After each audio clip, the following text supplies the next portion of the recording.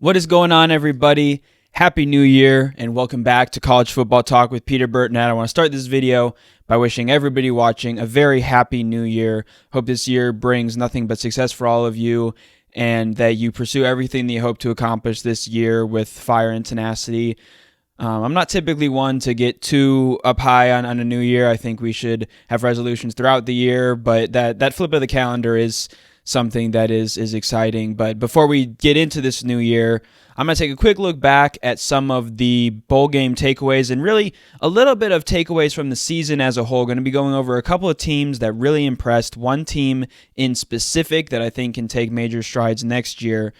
But if you're going to enjoy this video, please feel free to leave a like, consider subscribing to the channel, and turn on those post notifications so you're always up to date whenever I post. But without further ado, let's dive into my takeaways from bowl season. And I'm calling these bold takeaways. There's nothing here that's really bold or out there in any sort of statement that I'm going to make. There's one that I'm going to focus on in a different episode. I'm going to mention briefly here. I had a short about the game itself, but Ohio State, I don't think that was really too much of an indication. I think a lot of Buckeye Nation will be quick to respond and look at that result as this ultimate disclaimer that it's time for Ryan Day, that his days are numbered. But that'll be something that I focus on more in a future video. I was going to dive into that a little bit, but I think I'm going to save that for in the future. But on a positive, there were a couple of teams that really turned things around this year. And I want to start out by, and it's actually funny, I'm calling this section of the video, and it might be kind of the thumbnail you'll see when you watch this video, but the Wildcats. What an incredible season for the Wildcats of Northwestern on the banks of Lake Michigan in Evanston, Illinois, and for the Arizona Wildcats out in Tucson, Arizona. An incredible season for both teams. And for Northwestern, I'm going to talk more about them from a story perspective. I might take a deep dive into how that program was able to manage all the things that happened, and really who stood out this year. But it was a team, it was a collective effort, like the Northwestern teams often are. They relied on their defense. David Braun came in as the head coach and took over on an interim basis at the time for a program that was dealing with a pretty extensive hazing scandal. If you read into the story that was published by the Northwestern student newspaper, I'll pop up their name and logo here. It's escaping me right now, but incredible student journalism by that paper, and to kind of expose what had been going on there. And obviously it ended up in the firing of Pat Fitzgerald, a coach who had been at Northwestern for a while, a former Wildcat on the gridiron, and it really sent Northwestern, who had just finished a 1-11 season, into what looked like some really dark hours. But Northwestern stuck together. These Wildcats really became a group. They became a pack, and they came together and finished off an 8-5 season. And so major respect to Northwestern, and they end up beating a really solid Utah team out of the Pac-12. It's an incredible story for Northwestern this season to overcome all that they did with losing their head coach, all the scrutiny around the program, the scandal that was going on and that was being investigated. So an incredible effort by the Wildcats from Northwestern. And then we look at Arizona, the job that Jedd Fisch has done out in Tucson, and it's been a little bit more of a steady turnaround for Arizona. I think they had one win a couple of seasons ago, maybe 3 years ago, and last year they had gone up to 5 wins, but this year they get double digits. Arizona finished with 10 wins, and a big part of that was the play of redshirt freshman quarterback Noah Fifita. He finished with 2,869 passing yards, 25 touchdowns, and 6 interceptions. Led a strong Arizona offense. They relied on their defense, and I'll go over those guys in a minute. But the quarterback play of Fifita coming in as a redshirt freshman really did a phenomenal job leading these Wildcats. And he had a receiver to Tyroa McMillan, who was a 1,400-yard receiver with 10 touchdowns, and also is an underclassman as well, I think a redshirt sophomore. So, and you'll see this again as I move now into the defenders. This team is, a lot of its key players are coming back next year, barring transfers away. And even guys who would maybe be eligible for the draft perhaps aren't. So this is an incredible opportunity for Arizona. They're obviously going to be leaving the Pac-12 for the Big 12, and I think I think it's kind of ripe for the take in the move over to the Big 12, losing the big guys in Oklahoma and Texas.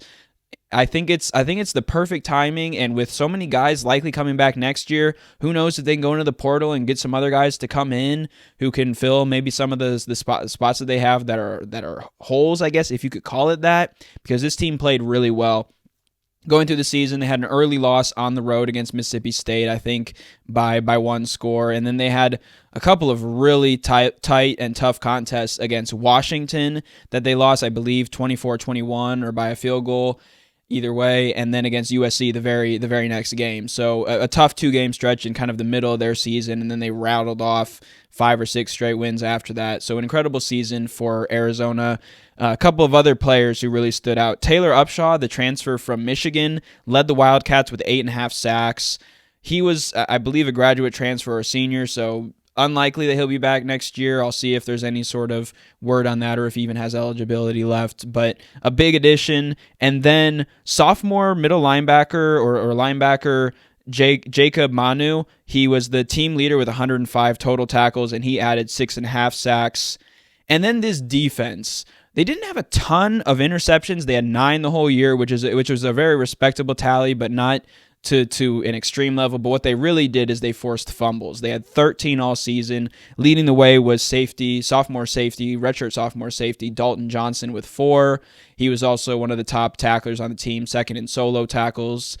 And in the Alamo Bowl win over Oklahoma, the Wildcats forced 6 turnovers in the game, and they also overcame a 24-13 deficit. So it was a great effort. Alamo Bowls always seem to entertain, and Arizona was able to pull out an impressive comeback victory over the Sooners, who finished with an identical 10-3 record.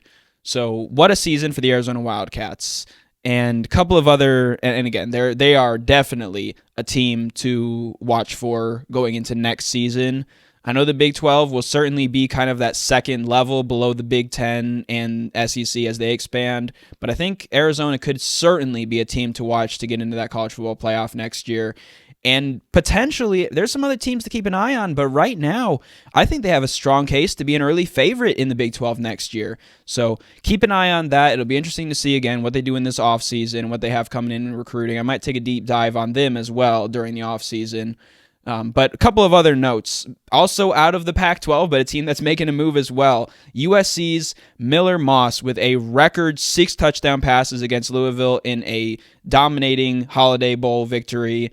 Notre Dame beats Oregon State, a beat down there in the Sun Bowl, and Clemson reaches 9 wins again with a win over Kentucky. One of the more exciting bowl games of this bowl season, as they went back and forth with Kentucky late, score after score, kind of exchanging blows in the Gator Bowl, and Clemson was able to come out on top there. So, they had some rough patches, but Clemson's able to finish off another season with 9 or more wins. And then in the New Year's 6 games that have happened, I'm recording this New Year's Eve evening.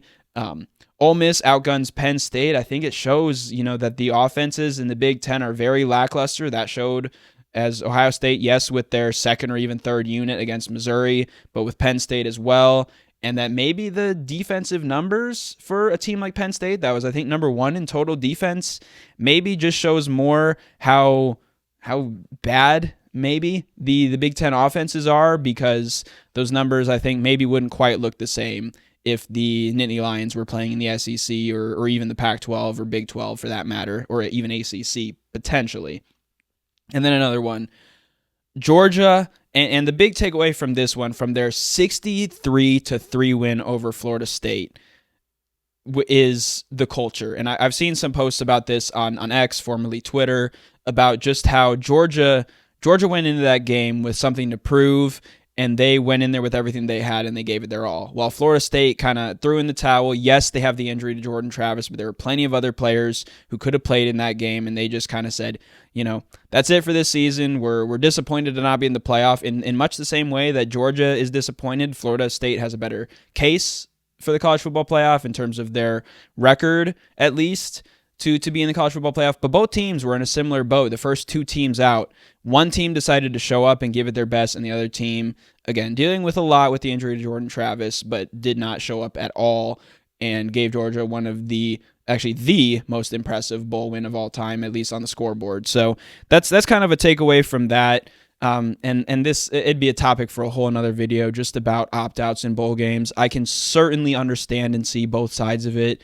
I mean, can you imagine being a first-round talent or even a second-round talent or a guy who's kind of a lock to get drafted and probably make an NFL roster, and you're playing in that bowl game and you're playing your heart out, you're playing for your team, you're playing for your brothers, and then you tear your ACL or you break your collarbone or you tear your shoulder out of socket or something like that. You suffer an injury that leaves you with an extensive recovery period, and that messes up your preparation for the draft. On the same side of it, though, you go to figurative war with these brothers every single week, and even, obviously in the offseason before that, in lifts and in conditioning in summer and fall before you start playing the games then. And then you decide not to play. I think there's definitely, merit to both sides, and it's something that is an issue. I think Kirby Smart even talks about it. It's something that college football has to address, especially with the playoff next year. Those games are going to take up more of the bowl games.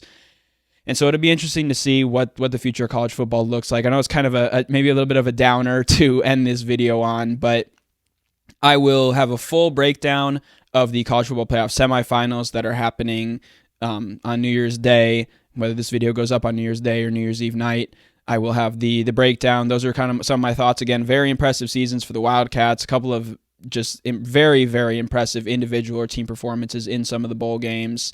And there's a lot to look forward to with the 2024 season. There are good things and bad things, but we will have an expanded playoff field, more games at this time of the year that mean a whole heck of a lot. So that is something I'm looking forward to in the new year. But if you've stuck around, I want to first say thank you so much for watching this video. If you've been following along from when I started the year, first video I published was on New Year's Day. It was both a short reacting to the missed field goal by Noah Ruggles and Ohio State to lose to Georgia, and then also a full breakdown of last year's semifinals, or whether this is the first video that you're seeing on the channel. I want to thank all of you for watching All Sports Talk this year, from the Coach Prime video to when I was still trying to decide if I was going to go all in college football or do All Sports Talk. I want to thank you all for spending your time to watch College Football Talk this year. It was a very good year, and I can't wait to see what 2024 holds. But that is it for this episode of College Football Talk. That is it for 2023. I'm your host, Peter Burtnett, signing out. Peace and Happy New Year.